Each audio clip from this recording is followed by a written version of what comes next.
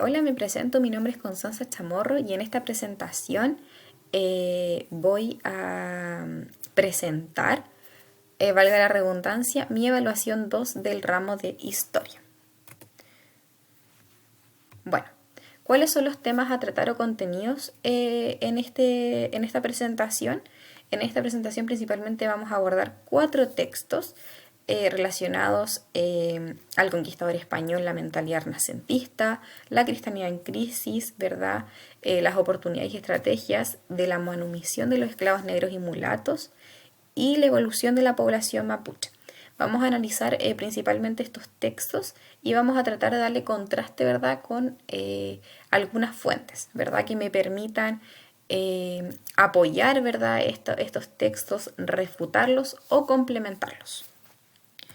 Bueno, vamos a ir al texto número 1, que es El conquistador español y la mentalidad renacentista.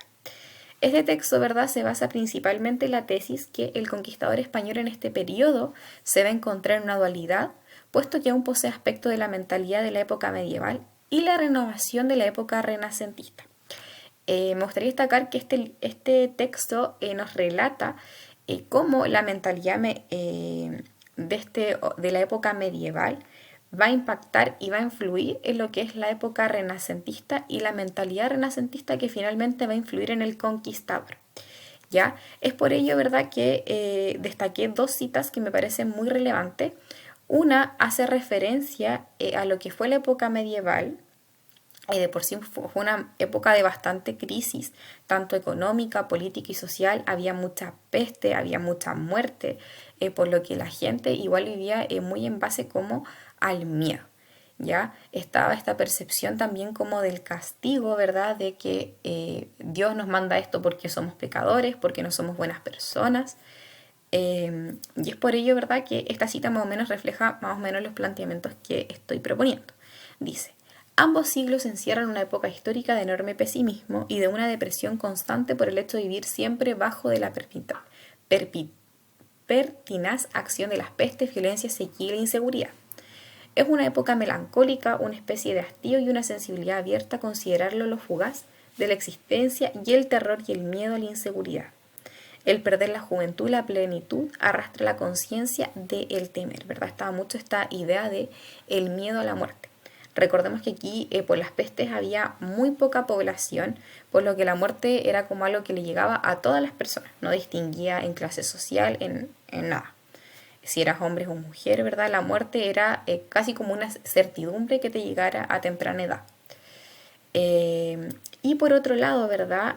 Tenemos también cómo nace a raíz de esta crisis lo que es la mentalidad renacentista, en donde el hombre busca permanecer, tiene otra concepción de la muerte, tiene deseos de explorar, de conocer un mundo, otro mundo, en busca de nuevas oportunidades, ¿verdad? Se enfoca también como lo que es en el arte, en esto como es todo como más antropocéntrico, todo se centra ya como en base al hombre y a su búsqueda de permanecer, de querer ser reconocido, de trascender. Y la muerte también aquí se consigue de una forma muy distinta, porque ya no es como somos pecadores, la muerte me va a llegar a mí, sino que es como en el fondo voy a darlo todo en esta vida y después en el fondo se me va a juzgar. Aquí la cita lo refleja, que dice: la nueva conciencia del hombre en la modernidad que lo lleva a endiosar los talentos intelectuales, ensanchar los márgenes del mundo conocido, explorar los océanos antes desconocidos, conquistar territorios que le den inmortalidad y gloria, la libertad de construir su mundo a su propio y recrearlo de acuerdo a sus capacidades y deseos. ¿Verdad? Que el hombre refleja mucho como de yo quiero construir el mundo que yo quiero, como esto de sin límites. Y bueno, una de las fuentes que yo siento que me ayudan a complementar este texto requiere La danza de la muerte de Hans Holbein, que te hable un poco esto de la mentalidad de la Edad Media, en donde en el fondo se creía que la muerte le iba a llegar a todos y era una certeza, ¿verdad? Es todo como del temor, de que nos va a llegar a todos, no va a distinguir clases sociales, no va a distinguir edades, la muerte va a venir por nosotros. Y por otro lado, lo que ya es una visión más renacentista que tiene que ver con la creación de Adán, relacionada a la perfección del hombre, a lo más antropocéntrico, y eso lo podemos visualizar igual en cómo está construido, ¿verdad? Este cuadro y esta pintura, que el hombre está hecho, ¿verdad? A creencia y semejanza de Dios, ¿ya? Eh, Eso. Bueno, esto va a influir mucho en lo que es la mentalidad del conquistador español y la ideología, ¿verdad?, con la que llega a conquistar América. Igual me gustaría recalcar que la mentalidad de este hombre, igual los hombres que van allá no son como la gente rica, sino que generalmente los hombres pobres que están en búsqueda de nuevas oportunidades, ¿ya? Y es donde va a buscar permanecer. Eso en cuanto a nuestro primer texto. En cuanto al segundo texto, por mi buen precio o mi buen comportamiento, oportunidades y estrategias de la manutención de los esclavos negros y mulatos, su tesis principal se basa en que los esclavos jugaron un rol activo en su propio proceso de manumisión mediante el buen comportamiento y la negociación mediante el pago de su libertad. Ya aquí se habla un poco cómo fue el trato de los esclavos negros, ¿verdad?, en Santiago de Chile con sus amos, en donde estos hombres igual pudieron acceder a su libertad en base a dos formas mayormente, que era una, el buen comportamiento, ¿verdad?, con sus amos, donde se aplicaba lo que era como la lealtad, y por otro lado, mediante el pago de su libertad, ¿ya? Cabe destacar que cada situación es particular y es un contexto único, ¿verdad?, de cada persona, no se aplica para todos igual, pero también me gustaría destacar que igual dentro como de este proceso de manumisión, de tener como ellos la libertad, también ellos se le aplicaba libertad y dependía, ¿verdad?, como de los beneficios de cada persona. Por ejemplo, en el texto había un ejemplo de lo que era una señora que mandaba como a trabajar como a su esclavo con el fin de que la mantuviera ella. Entonces igual las relaciones como que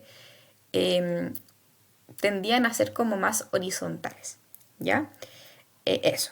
Y para eso yo destaqué dos citas que dice, pudieron ejercer un impacto no solo sobre su destino individual, sino también sobre la sociedad entera y sobre las formas en que se ejercía, ¿verdad?, la dominación. Esto en cuanto al rol que tuvieron en su propio proceso de manutención, ¿ya? Y también me gustaría destacar en esto que esto igual impacta en la sociedad porque como las relaciones igual eran horizontales, en este caso los esclavos igual tenían libertades como para ir al pueblo porque se destacaba mucho del buen comportamiento que tenían. Entonces a partir de esto ellos igual podían construir ciertas redes que les permitían tener su libertad ya sea como o por el buen comportamiento o por el pago de su libertad, ¿ya? Y por otro lado, una cita que me pareció muy relevante que dice, la libertad fue en definitiva un concepto cuya percepción varió de acuerdo a las distintas circunstancias, ¿ya? Aquí destacar que cada caso fue único. Empíricas de los sujetos implicados y la principal aspiración de los esclavos fue establecer relaciones horizontales y buscar mejoras en su condición cotidiana dentro de lo que la sociedad igual les permitía, ¿ya? Bueno, ¿qué fuente yo siento que complementa esto? Tiene que ver con libertad que el conde de la conquista Mateo le otorga a su esclavo Ambrosio, ¿ya? Porque todo esto se da mediante cartas y mediante textos en donde los amos le otorgaban la libertad. Entonces, bueno, aquí no se puede apreciar como en el video, pero aquí está el link para poder ver más esto en detalle y en profundidad, ¿ya? Así que eso. Así como está como especie de carta, hay más casos que se pueden encontrar en internet, así que ahí los dejo invitados si es que quiere profundizar sobre este tema. Oh, de hecho, ya apreté y sale cómo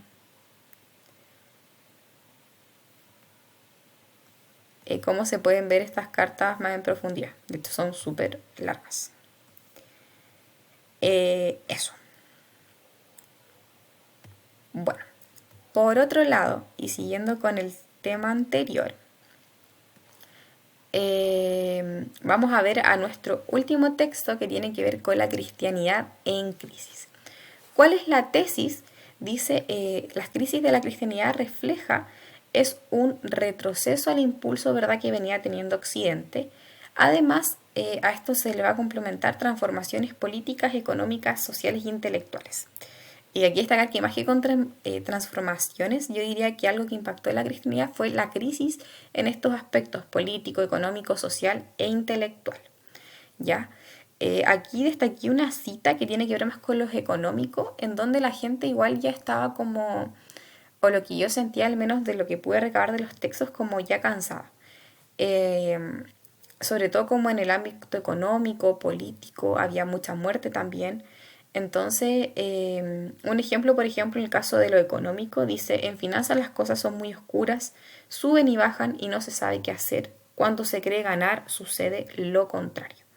En el fondo, un poco como esta desesperanza que se tenía en cuanto a lo económico y a las condiciones de vida que se tenían en esta época, lo cual va a influir igual en que las personas busquen otra manera de dar respuesta a esta situación que estaba pasando.